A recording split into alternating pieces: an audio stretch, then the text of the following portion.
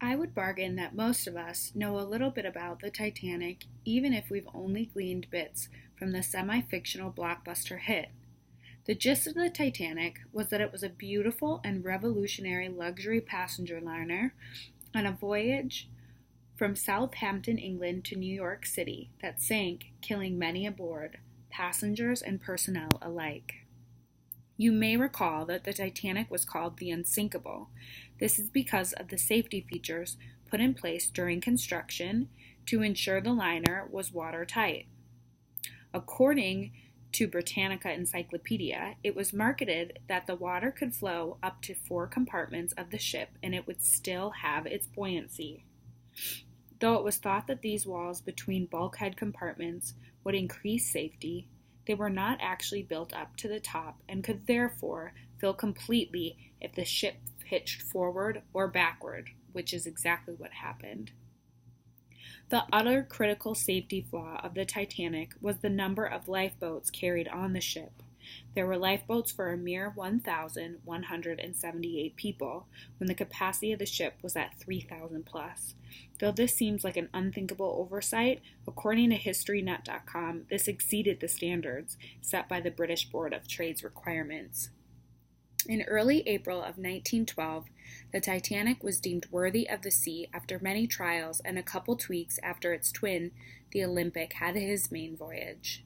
The Titanic set out on its maiden voyage on April 10, 1912, headed for New York City. The captain was Edward J. Smith, nicknamed the Millionaire's Captain because of his ability to integrate with his wealthy clients, a fitting name for a captain of the Millionaire Special.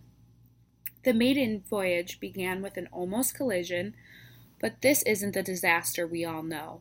The one we are familiar with happened a mere 4 days from the start of the voyage. Since the beginning of the voyage, the operators had been receiving reports of icebergs, and the same happened the day of April 14th. The ship was entering an area of known iceberg activity, and the course was altered slightly to avoid these. However, the ship's speed was not changed.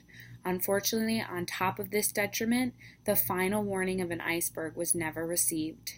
As lookouts saw an iceberg up ahead, the ship was ordered a hard starboard, which basically means the ship needed to be turned completely around. Even with all these measures, the side of the Titanic still scraped along the iceberg, and 5 of the previously mentioned watertight compartments were affected. Because of this, it was determined that the bow would start and continue to drop deeper, causing the ship to sink. Next, the issue with lifeboats were met, but the lifeboats were not being launched at their full capacity, causing a mere 705 passengers to be saved in the end. Almost all who had to escape into the ocean from the Titanic perished from exposure before rescue efforts were able to be made. Most of those 15 plus that perished were from third class, as Captain Smith failed to sound a general alarm of warning. Though the wreckage of the Titanic will eventually fully deteriorate and be gone, numerous books, movies, and museums will memorialize all those who perished with the Unsinkable.